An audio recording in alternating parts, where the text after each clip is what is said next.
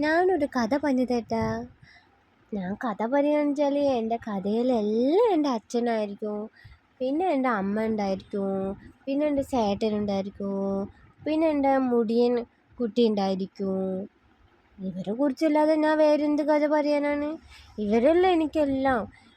എൻ്റെ അമ്മയാണ് എനിക്ക് തലചീവി തരുന്നത്, എൻ്റെ കാത് ക്ലീൻ ചെയ്ത് തരുന്നത്, എന്നെ കുളിപ്പിക്കുന്നത്, പനി വന്നാൽ എന്നെ നോക്കണത്, എനിക്ക് ചോറ് വാരി തരുന്നതെല്ലാം എൻ്റെ അമ്മയാണ്.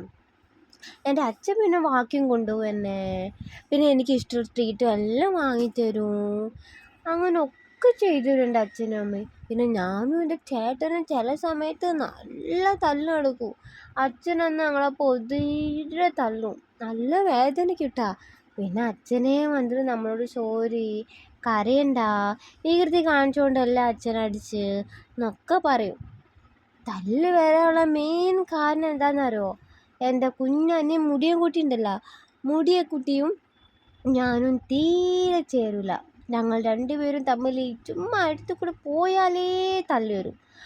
ഞങ്ങൾ രണ്ടുപേരും തല്ല് കൂടുമ്പോൾ ഞങ്ങളെ മൂത്ത ചേട്ടൻ വന്നിട്ട് എന്നെ കടിക്കും. എന്നെ കടിച്ചു കഴിഞ്ഞാൽ എനിക്ക് ദേഷ്യം വരില്ല. ദേഷ്യം വന്നു കഴിഞ്ഞാൽ ഉണ്ടല്ലോ പിന്നെ ചേട്ടനാണെന്നൊന്നും ഞാൻ നോക്കൂല, നല്ല കടിച്ച് പിച്ച് രോമെല്ലാം എടുക്കും എൻ്റെ ചേട്ടൻ്റെ ആണ്. അപ്പോൾ എൻ്റെ അച്ഛൻ വടിയെല്ലാം എടുത്ത് വരും. വടിയെല്ലാം എടുത്തിട്ട് അമ്മ ചന്തിക്കെല്ലാം പടപടോന്ന് അടിക്കും. ആദ്യം എൻ്റെ അച്ഛൻ അടിക്കുന്നതിന് മുന്നേ ഞങ്ങളെ വിളിക്കും. ഞങ്ങൾ വിളിച്ചിട്ട് നിന്നിട്ടില്ല എന്നുണ്ടെങ്കിൽ പിന്നെ പൊതിരെ തല്ലാണ്. തല്ലെന്ന് വെച്ചാൽ ഭയങ്കര തല്ല്.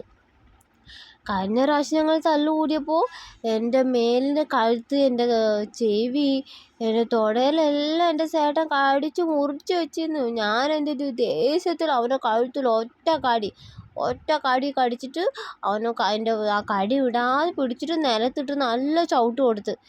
എൻ്റെ പാവം ചേട്ടന് എൻ്റെ കഴുത്തിലൊക്കെ വലിയ മുറി ഉണ്ടായിരുന്നു. എൻ്റെ അമ്മ അത് കണ്ട് കരഞ്ഞിട്ട് മുറിക്ക് മരുന്നെല്ലാം തേച്ച് കൊടുത്തിരുന്നു. അമ്മ എപ്പോഴും പറയും, നീ ആളൊരു പാവൻ്റെ പോലെ ഇരിക്കുന്നത് ആളാണെങ്കിലും ഞാൻ നല്ല കടിച്ചില്ലായിരുന്നു. പിന്നെ എനിക്ക് വേദന കഴിഞ്ഞാൽ ഞാൻ കടിക്കൂല, ഞാൻ ചേട്ടനാണെന്ന് നോക്കുകയും ചെയ്യില്ല. ദേഷ്യം വന്നു കഴിഞ്ഞാൽ എനിക്ക് മൂക്കും ചുമ്പത്ത് ദേഷ്യം വരുമല്ലോ, അതുകൊണ്ടാണ്. പിന്നെ അമ്മ പറയാന്, നിങ്ങൾ ആരും നമ്മളിടുന്ന വീഡിയോ ഒന്നും കാണുന്നില്ല, നിങ്ങളൊന്നും വലിയ ക്ലിക്കാവൂല എന്ന് പറയുന്ന അമ്മ. അങ്ങനെയാണ്? നിങ്ങളൊന്ന് കണ്ടു നോക്കി നമ്മളെ വീഡിയോ, അപ്പോഴെല്ലാം അറിയുള്ളൂ. നിങ്ങളെല്ലാം കണ്ട് ഞങ്ങളെ വീഡിയോ സബ്സ്ക്രൈബ് ചെയ്യണോ, ലൈക്ക് ചെയ്യണോ, ഷെയർ ചെയ്യണോ, അപ്പോഴല്ലേ നമ്മൾ റോക്കിക്കൂട്ടെ വലിയ യൂട്യൂബർ ആവുള്ളൂ. റോക്കിക്കൂട്ടെ വലിയ യൂട്യൂബർ ആയിക്കഴിഞ്ഞാൽ നിങ്ങളൊക്കെ വീട്ടിൽ വരുമല്ലോ.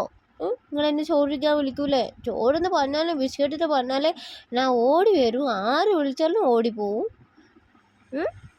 അപ്പോൾ നിങ്ങളെല്ലാവരും നമ്മളെ വീഡിയോ എല്ലാം കണ്ട് സപ്പോർട്ട് ചെയ്യണോ. ഞങ്ങളെ വികൃതികളും ഞങ്ങളെ കുസൃതികളും ഞങ്ങളെ തല്ലുകൂടുന്നതും അമ്മ ഞങ്ങളെ കുളിപ്പിക്കുന്നതും അച്ഛൻ ഞങ്ങൾക്ക് ട്രീറ്റ് തരുന്നതും എല്ലാം വീഡിയോയിലുണ്ടാവും. എല്ലാവരും ഞങ്ങളെ വീഡിയോ കാണണേ, കണ്ട് സപ്പോർട്ട് ചെയ്യണേ.